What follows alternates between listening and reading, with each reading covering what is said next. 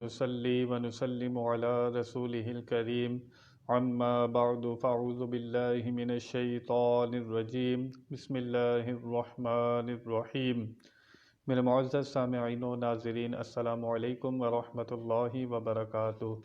مسلسل درس قرآن آپ سماعت فرما رہے ہیں۔ گزشتہ آیت میں آپ نے ذکر سنا، اہل یہود کا طریقہ تھا کہ اسلام پر اعتراض کرنا، اللہ کے آخری نبی محمد رسول اللہ صلی اللہ تعالی علیہ وسلم پر اعتراض کرنا ان کا طریقہ تھا۔ انہوں نے کہا حضور اکرم صلی اللہ تعالی وسلم سے اور صحابہ کرام سے کہ تم لوگ اپنے آپ کو ابراہیمی کہتے ہو، کہ ہم حضرت ابراہیم علیہ السلام کے دین پر ہیں، ان کی ملت ہیں، پھر تم اونٹ کا گوشت اور اس کا دودھ کیوں حلال سمجھتے ہو؟ حالانکہ نوح علیہ السلام، حضرت ابراہیم علیہ السلام، اسحاق علیہ السلام، یعقوب علیہ السلام، ان سب پر یہ چیزیں حرام تھیں۔ جب اہل یہود نے یہ اعتراض کیا، جواب رب تعالیٰ کی طرف سے آتا ہے اور ان کو بتایا گیا کہ تم اپنے دعوے میں جھوٹے ہو۔ اگر تورات میں ایسا لکھا ہے، ہم نے کہیں بیان کیا ہے، تو تورات لاؤ۔ حضور سے فرمایا گیا کہ آپ ان سے تورات شریف منگوائیے اور ان سے کہیے کہ اگر یہ باتیں لکھی ہیں کہ اللہ نے ان پر یہ چیزیں حرام کی تھیں تو دکھائیں۔ ہم بتاتے ہیں کہ یعقوب علیہ السلام نے منت مانی تھی کہ یا اللہ اگر مجھے تندرستی مل جائے تو یہ چیزیں میں نہیں کھاؤں گا، مجھے محبوب ہیں اونٹ کا گوشت اور اس کا دودھ۔ انہوں نے خود اپنے اوپر حرام فرما لی تھی، ہم نے حرام نہیں کی تھی، اور پھر ہم نے اسی یاد کو باقی رکھا، اور آپ پوری ایسا باقی رکھا کہ نبی پاک صلی اللہ علیہ وسلم کے تشریف لانے سے پہلے یہود پر یہ چیزیں حرام تھی، لیکن حضرت ابراہیم علیہ السلام پر حرام نہیں تھی، حضرت نوح علیہ السلام پر یہ چیزیں حرام نہیں تھی۔ میرے آقا صلی اللہ تعالی علیہ وسلم نے جب دلائل ان کے سامنے رکھے، ہکا بکا رہ گئے، ان کے پاس جواب نہیں تھا۔ اب ان کو مناظرے کے بعد علم آ چکا تھا، اب ان کے اوپر جو جہالت تھی وہ ختم ہو چکی تھی۔ اب اللہ تعالیٰ نے قرآن پاک میں ارشاد فرمایا، فَمَنِ افْتَرَى عَلَى اللَّهِ الْكَذِبَ مِن بَعْدِ ذَلِكَ فَأُولَٰئِكَ هُمُ الظَّالِمُونَ۔ اللہ فرماتا ہے کہ جو اللہ پر جھوٹ باندھے اس کے بعد کہ اس کے پاس علم آ چکا، ایک ہوتی ہے جاہل کی باتیں کرنا، جہالت کی وجہ سے اسے علم نہیں ہوتا، لیکن جسے علم آ چکا، اسے خبر دی جا چکی کہ نوح علیہ السلام پر یہ چیزیں حرام نہیں تھیں، حضرت ابراہیم علیہ السلام پر بھی یہ چیزیں حرام نہیں تھیں۔ یہاں سے پتہ لگا کہ عالم کا گناہ زیادہ درجے کا ہوتا ہے، کیونکہ وہ جان بوجھ کر کرتا ہے، جاہل نادانی کی وجہ سے کرتا ہے، اس کی پکڑ کم ہوتی ہے، لیکن شریعت جہالت کو عذر نہیں مانتی۔ چنانچہ یہاں پر بتایا گیا کہ جان بوجھ کر اب جو اس بات پر ڈٹا رہے کہ نوح علیہ السلام پر اونٹ کا گوشت حرام تھا، ابراہیم علیہ السلام پر حرام تھا، اب جو ان باتوں پر ڈٹا رہے وہ اللہ تعالیٰ پر جھوٹ باندھتا ہے۔ ہم نے کسی کتاب میں یہ احکام نازل نہیں فرمائے تھے، تم پر کچھ چیزیں حرام فرمائی تھی اہل یہود پر، وہ تمہاری سرکشی کی وجہ سے، تمہارے گناہوں کی وجہ سے تم پر کچھ چیزیں ہم نے حرام فرمائی تھی، ان پر حرام نہیں فرمائی تھی، لیکن اب جو جان بوجھ کر یہ باتیں کرتا ہے وہ اللہ پر جھوٹ باندھتا ہے، اور وہی سب سے بڑا ظالم ہے، وہ ظالموں میں سے ہے، اور اللہ تعالیٰ ظالم کو ہدایت نہیں دیتا۔ چنانچہ اب فرمایا جا رہا ہے قل صدق اللہ، اے محبوب صلی اللہ تعالی علیہ وسلم آپ ان سے فرما دیجئے کہ اللہ تعالیٰ نے سچ فرمایا، اللہ نے سچ فرمایا۔ حالانکہ یہ جو مناظرہ ہو رہا تھا یہ انبیاء کرام نبی پاک صلی اللہ تعالی وسلم سے اہل یہود کا ہو رہا تھا، وہ در حقیقت حضور اکرم صلی اللہ تعالی وسلم سے بات چیت کر رہے تھے، لیکن اللہ فرماتا ہے کہ اللہ نے سچ فرمایا۔ یہاں سے ہمیں کیا سبق ملتا ہے؟ نبی کو سچ ماننا اللہ کو سچ ماننا ہے، نبی کا سچا ماننا اللہ کا سچا ماننا ہے، نبی کو جھوٹا کہنا اللہ تعالیٰ کو جھوٹا کہنا ہے، نبی کو سچا کہنا اللہ کو سچا کہنا ہے، نبی کی فتح اللہ کی فتح و نصرت کہلاتی ہے، اس کا ظہور ہوتا ہے۔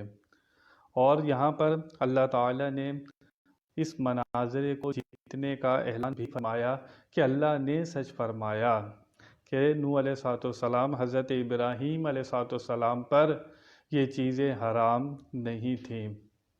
جب مناظرہ ہو چکا، مناظرے کا مطلب کسی کو ذلیل کرنا نہیں ہوتا، یہ بھی طریقہ بتایا جا رہا ہے۔ آپ کسی سے مناظرہ کرتے ہیں تو ذلیل کرنا مقصد نہیں ہونا چاہیے، اس کو حق کی دعوت دینا یہ مقصد ہونا چاہیے کہ اس کی غلط باتوں کا رد کر کے جو تمہاری صحیح عقیدے ہیں، صحیح بات ہیں، اس کی طرف بلایا جائے۔ جب یہ مناظرہ ہو چکا تو اللہ تعالیٰ نے اپنے محبوب سے فرمایا کہ اب ان کو اسلام کی دعوت دیجئے، فَاتَّبِعُوا مِلَّةَ إِبْرَاهِيمَ حَنِيفًا۔ اللہ فرماتا ہے تو آؤ پھر پیروی کرو ملت ابراہیمی کی، اور وہ ہر باطل سے جدا تھے، دین ابراہیمی کی پیروی کرو۔ یہاں سے پتہ لگا کہ جو شخص اسلام کی پیروی کرتا ہے وہ آٹومیٹک دین ابراہیمی کی بھی پیروی کرتا ہے۔ اگر تم چاہتے ہو اپنے آپ کو ابراہیمی کہلانا تو آخری نبی محمد رسول اللہ صلی اللہ علیہ وسلم کی پیروی کرو، ان کا کلمہ پڑھو، دین ابراہیم پر آ جاؤ گے، اور اس کی ساری چیزیں تمہیں اسلام میں ملتی ہیں۔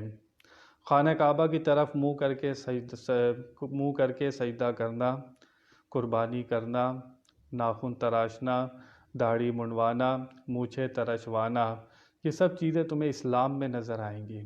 تو اس کا مطلب ہے حضرت ابراہیم علیہ السلام کی یادگاروں کو اسلام میں باقی رکھا گیا ہے۔ تمہارے دین میں کہاں ہے؟ یہ چیزیں تمہارے دین میں نہیں ہے تو تمہیں دعوت دی جا رہی ہے۔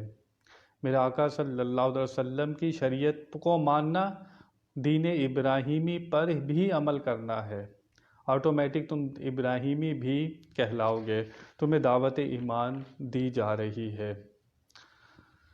اور وہ ہر باطل سے جدا تھے، کیا مطلب؟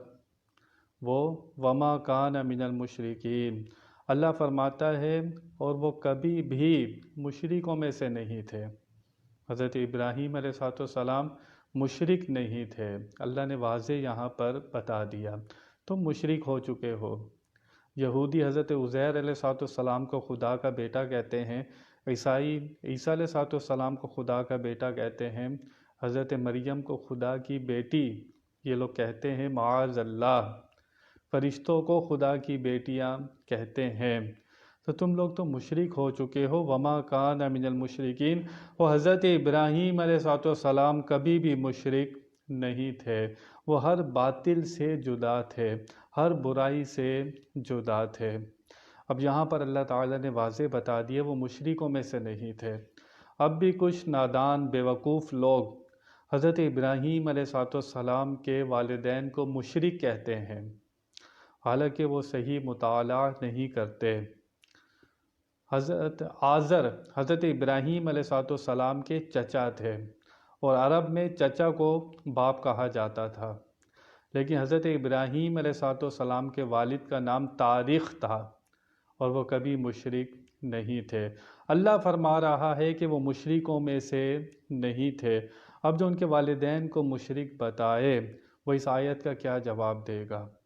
آپ 2 پیسے کا دودھ گندے برتن میں نہیں ڈالتے، اللہ تعالیٰ نبوت کا نور کسی ناپاک نجس میں کیسے ڈال دیتا؟ انما المشرکون نجس، مشرک نجس ہوتا ہے، پلید ہوتا ہے، اللہ تعالیٰ اس نجس اور پلید میں نبوت کا نور کیسے رکھ سکتا ہے؟ اپنے ایمان سے فیصلہ کیجئے۔ تو حضرت ابراہیم علیہ السلام کو مشرک کہتے ہیں، اللہ قرآن میں فرما رہا ہے کہ وہ مشرک نہیں تھے۔ تو یہاں سے پتہ لگا جو لوگ انبیاء کرام کے بارے میں ایسی باتیں کرتے ہیں وہ اپنے ایمان کو چیک کریں، ان کی یہ غلط باتیں ہیں، یہ درست باتیں نہیں ہیں۔ حضرت ابراہیم علیہ السلام کی اللہ کے ہاں بڑی شان ہے، وہ اللہ کے دوست ہیں، خلیل اللہ ہیں۔ ہم ہر نماز کے اندر درود ابراہیمی پڑھتے ہیں، شان کا اندازہ آپ کر سکتے ہیں کہ روزانہ کتنے درود حضرت ابراہیم علیہ السلام پر، ان کی آل پر جاتے ہیں، جو ان کی سچی آل ہے اس پر بھی بھیجتے ہیں۔ ہم اپنے نبی پر بھی بھیجتے ہیں، اپنے نبی کی آل پر بھی بھیجتے ہیں، حضرت ابراہیم علیہ السلام پر بھی بھیجتے ہیں، ان کی آل پر بھی بھیجتے ہیں۔ تو اسلام کی جو پیروی کرتا ہے وہ آٹومیٹک دین ابراہیمی کی بھی پیروی کرتا ہے۔ ان کو یہاں پر اللہ تعالیٰ نے واضح طور پر بتا دیا تاکہ یہ لوگ کسی شک شبے میں نہ رہیں۔